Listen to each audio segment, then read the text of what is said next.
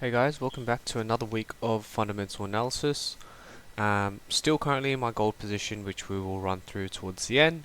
I have made a couple tweaks on my data and what I'm sort of analyzing. Yeah, let's just start the 23rd of September to the 29th of September. So, COT reporting, we had volume change, big volume change in Aussie and pound. Big volume change out of the indices for S&P and NAS, and big volume change for all the commodities. So we see there's a lot of liquidity right now in the beginning months of October. We see a big bias change in Aussie, 10% further to the long side. It's 50-50 right now for Aussie and USD, but you know, as we go through the fundamental economic data, you'll see why I'm actually bullish on Aussie. And this will be paper trading for the time being while I get accustomed to the pair. Um, Slightly more negative for gold this week. However, you can see overall trends still highly um, bullish, and fundamentally, I'm still backed up on that being bullish. So that's the COT reporting. I think quite good for our gold trade, quite good for our US 30 trade, and quite good for our Aussie trade. Oil, can't really, not really a change this week. Now, data point. So you can see I've changed my data points, guys. So I'm no longer doing the numbering system. I'm literally going to just have a set of data for me to have an overview on, see what needs to be commented on, and proceed that way. So it's still not filled out properly because I'm trying to think whether or not I want to put GDP as advanced only or advanced with the other readings like uh, preliminary and final, as well as PM Chicago, Philly Fed, and Empire State PMIs, and maybe the other smaller states as well. I want to see if I want to put that on here. But yeah, this is just and these data sets here I'm going to include as we get new readings for them. So you can see it's still a little bit patchy.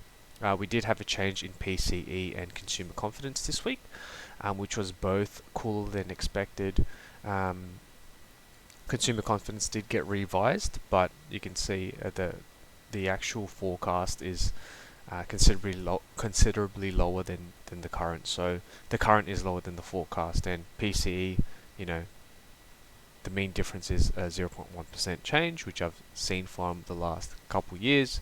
So that is significant enough to warrant USD inflation being softer, cooler, consumer confidence being cooler, and have a look at the trajectory of the data sets we have right now. We have Fed rate cuts because of high inflation, which is pretty true. This was prior to the rate cut, or it might have been. Let's have a look. Just shy of the rate cut. So we still haven't seen the effects of the rate cut right now. But previously, high inflation numbers. The month after rate cut, so yeah, about a month after, we see PCE go down. So we can expect the inflation story to start cooling down. However, we can still see poor consumer confidence. We have poor employment data currently, poor economic activity. The consumers are expecting this period to be rough. They have poor prognosis for the future. So you can really just see how that's going to affect the mentality of and the strength of the U.S. economy, which we'll go through for the pairs that we're trading. So the summary I want to see here is inflation coming down, which is good because of the rate cut, but previously a very hyperinflated market. I want a very poor economic and employment environment, which is why that rate cut aimed to, instead of focusing on inflation, which has been steadily going down, we're starting to focus on these two, right? The employment to stimulate the economy. This week's data was very interesting. So we had what the things we're following. We had the flash S&P PMI data sets. We had the Aussie cash rate with the statement. We had yen statement, which we're still looking at. We had Richmond Manufacturing Index. We had consumer confidence, which is more important. You can see still cooler than expected. We had CPI for Aussie, which we're going to discuss about. We had final GDP, which didn't really show anything. We had Powell that didn't speak on anything, so we just ignored that. Pending home sales went down again, just sort of the shitty environment of the US economy right now.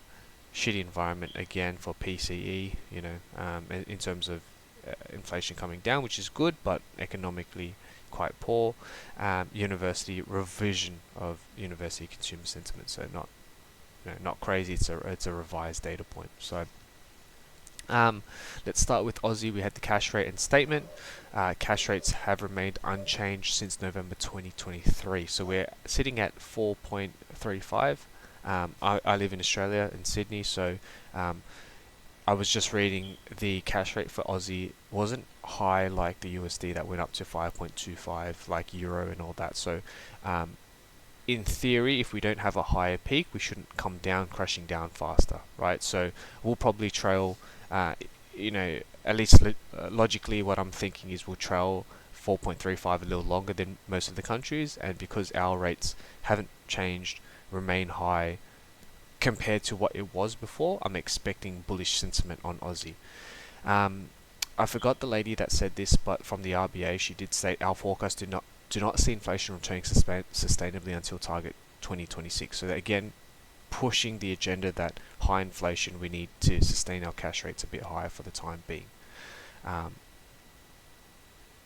Returning inflation to target is its priority, again highlighting inflation. So what I want to look at is CPI numbers, especially CPI month to month. We did have a year-to-year reading here on Wednesday, which remained the same at 2.7, which is pretty good, within the 2 to 3%. However, I believe the RBA wants to keep it low 2%, which for 2 months in a row from forecasted has remained the same. Came down from 3.5 though, which is great from an inflation's point of view. But sentiment-wise, out of this reading, very hawkish. Let's long the Aussie out of the USD, because the US sentiment and what Powell has said and what Waller has said is very, very, very dovish. So very confident with this one. We're going to paper trade Aussie USD. The yen statement was the same time as Aussie, and UEDA has said appropriate to raise rates if trend inflation hardens in line with our forecast. So expect to see rate hikes for yen. As a result, very hawkish. Again, UJ, we can potentially trade sells to the yen side, but again, I'm not really focused on that. I just want to know what's happening in the economy and the other currencies. Just briefly though, I'm not focusing on that. My main pairs, I'll focus on my main pairs. So, consumer confidence, largest decline in consumer confidence since August 2021. And then what I've noticed is that whilst consumers expected an interest rate cut, their inflation expectations were still very high at 5.2%. So the whole context of stagflation, we're having this interest rate cut because we want to stimulate the economy, so the economy is bad, but the inflation expectations and the inflation numbers are still high, according to consumer confidence. So the whole stagflation concept and gold as the safe haven currency, I'm very, very bullish on. USD GDP, no change from preliminary to final, and that's usually not a very important news anyways, unless there is a change, so not too much to comment on. Alright, so inflation is coming down according to at least the PCE numbers month to month. CPI, we haven't had a reading yet, so no reading for PPI. GDP was the same. Advance will be on 30th of October, which will be very interesting. No, didn't have any change here, but I just want to go through here because we didn't have this slide before. You can see manufacturing really, really poor, under 50 and still climbing down, lower than forecasted for ISM and SPS. The flash manufacturing. You can see very, very poor data sets. Services was always quite high and always trended higher, which is cool. which is good. So it means services are still going fairly well, but you can see the manufacturing side very, very poor. So economically, not doing too good. Retail sales, we won't delve into too much. This, I'll have another slide for all these when the data sets come through. Next week's is a big week. We have Powell speaking. Hopefully we can see some sentiment news here. I think if I just wanted to predict, I'm thinking he's going to speak about PCE numbers and inflation coming down because of the first rate cut, and potentially he might speak on more rate cuts in the future, but we'll see. We have ISM manufacturing and services PMI.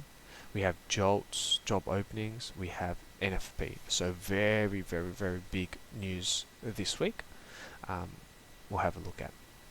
So my conclusions or my biases, my summary.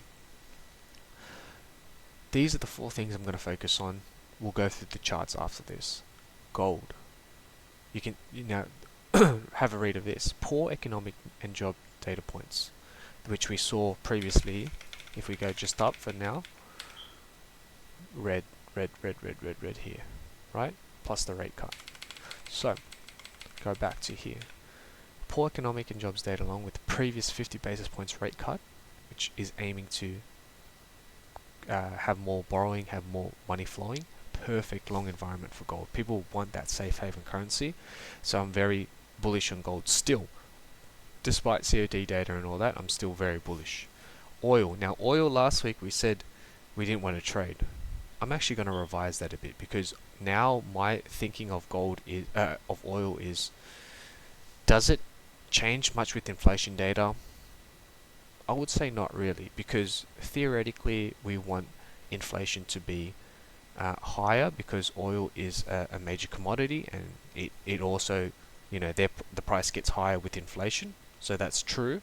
But also higher inflation mean rate cuts, and as the rate cuts begin, the rate cuts point is to stimulate the economy. So theoretically, if we had rate cuts, which means we're expecting lower inflation numbers, then that's also bullish for oil. So because of that sort of mind frame and that thinking, I'm actually going to take out all that, and my main focus on oil is just simply economic data. Not even jobs data slightly, but more so economic data, as well as like news and supply from external sources like the Middle East, to have a picture on WTI, the West Texas Index.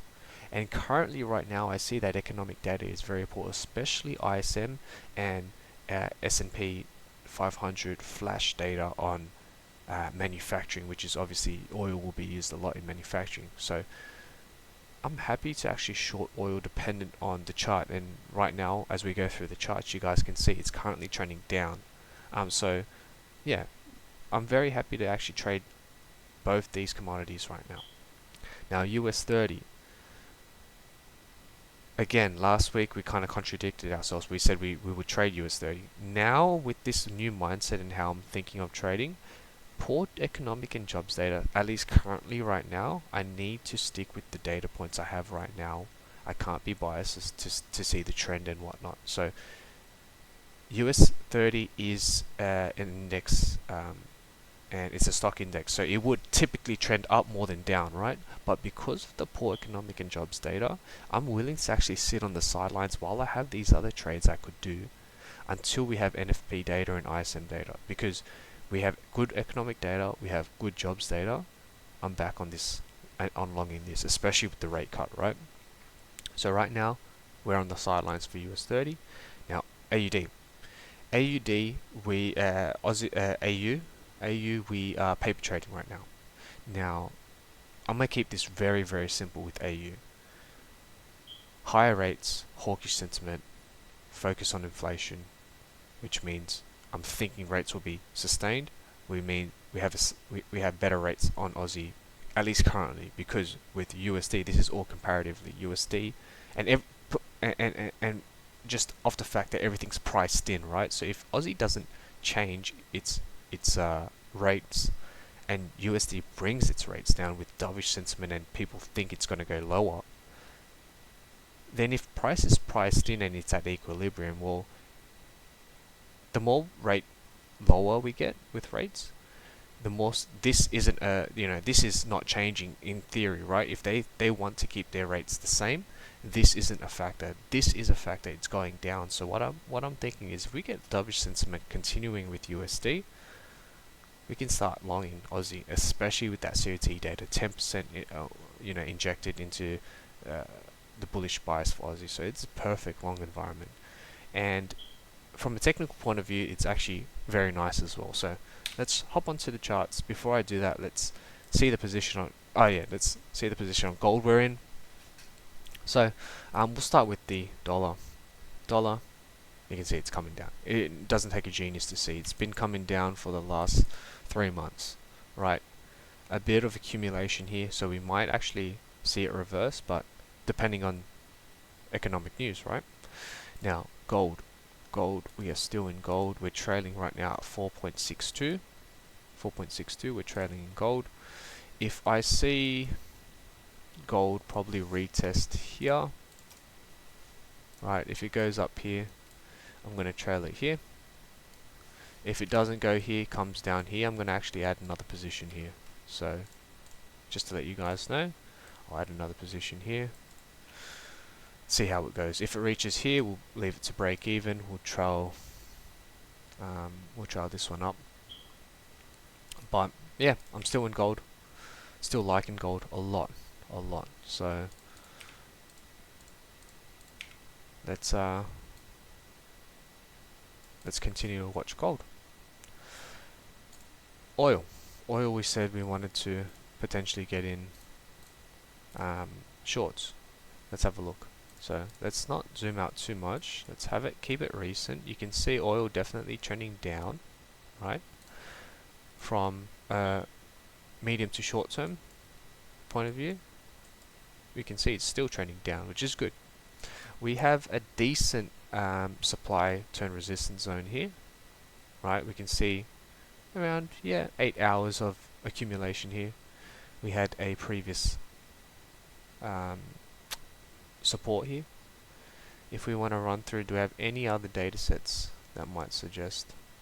Yeah, it's a pretty active zone, right? So I'm happy from a technicals point of view to short oil. Fundamentals, I'm very bearish on oil currently.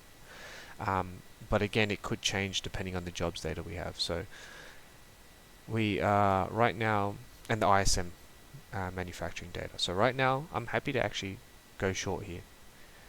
If we get up to this position here, pop my stop probably around here, give it a bit of space to breathe, right? And then we'll see how it goes. It could take me out, right? If we had oil come through here and it had good news, bang, could take me out. However, if we had poor news, we don't see the economy stimulated, we could go here. Then we could come here and down, right? So that's oil. Happy to trade that. US 30.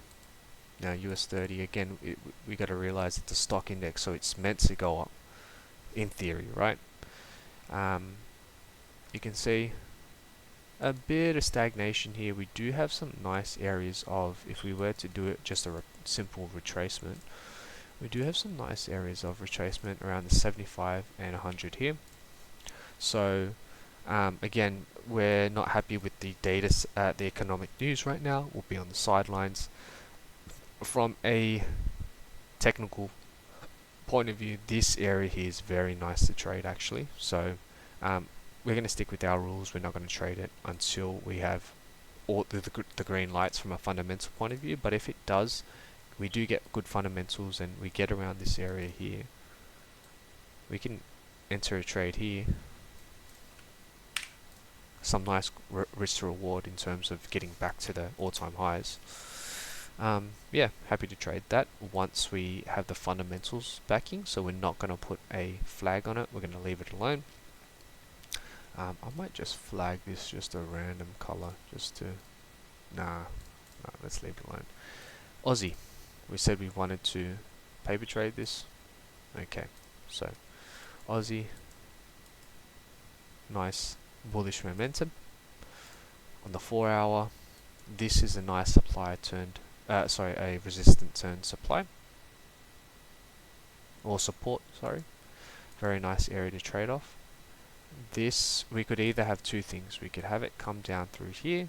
I'll get in the trade here. Hopefully it goes up. Or the second one is for this to happen. Right. For now, this is the only zone that looks probable. So we'll keep our alert there. Paper trading that again. So we have three things we're looking at. I'm very happy with how I'm analyzing things now. The data sets still need to be sort of completed, but yeah, that's it for this week, guys. I'll catch back with you guys next week. We are actually on our, let's have a look at my MT4. We're currently kind of going back to our, yeah, so floating profit wise, I got free margin wise, I got $1,925. So depending on how this gold trade goes, we can actually, if you guys want to have a look at my current trades, which we'll have to wrap up September soon anyways, but if so, which still that, but if we look at our pricing right now, if I close this out at a 5R, we're actually gonna be $2,000, and that's basically, oh, you guys don't know, but it's in my previous videos, but we actually funded this Black Bull Markets account at 2K. So we took a lot of small losses on, you know, our old data sets, our old data points. Like, we were just trying this fundamental stuff, and we were trying all this new shit. But look, the moment I started fundamentals, we started at 745. We're coming, if we close at 2, that's already a 1 point, yeah, it's 2.5 times the amount. Obviously I'm increasing my lot size and P&L, but very happy with that. We have our risk to reward has been positive for 4 months now. After we close this gold trade, that's 4 months in total, right? So yeah, we literally have Monday. If we don't lose on Monday, we have another win on this month. Let's get ready for October. Rename here, October. So October, we actually can't put a figure here yet because we don't have a figure. That figure will be determined after we close this up. So yeah, very very good trading, man. Very simple trading. 2.25 this month, 4.5 the next, 1.75, and we had, you know, a couple losses and we still up, right? One trade this month, right? One trade this month. This whole month I've only taken one trade. August we took 2 trades. July we took 3 trades. June we took 3 trades. So 1 to 3 trades is the range we're trading at right now, and it's been amazing, guys. It's just literally trailing, watching price do its thing, taking small wins here, trailing for a big win here, taking a higher risk to reward here. So I'm happy with this month. It's green. This month is fully green, keeping the risk low. Wow. If we can finish this year off at this rate, we start next year fresh, I might start to risk, we're risking 200 USD right now, I might start to risk 500 USD. I'm confident. We start risking 500 USD, which is around 750 AUD, and if we can make 2%, that's 1.5k a month extra income, compounding income. So there, guys, let's leave it there. I'm gonna upload this video. I'm gonna download all my YouTube videos, save it in a storage, because you know, I feel like this is the swing point, and took me how long? June is the 6th, 2.5 years to get consistently profitable now. I'm 1, 2, 3, 4, 5, 4 months into profitability.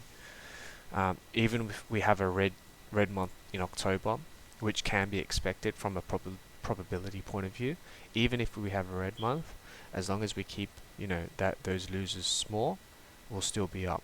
Let's say we take 2 L's on October, we're still up we're still up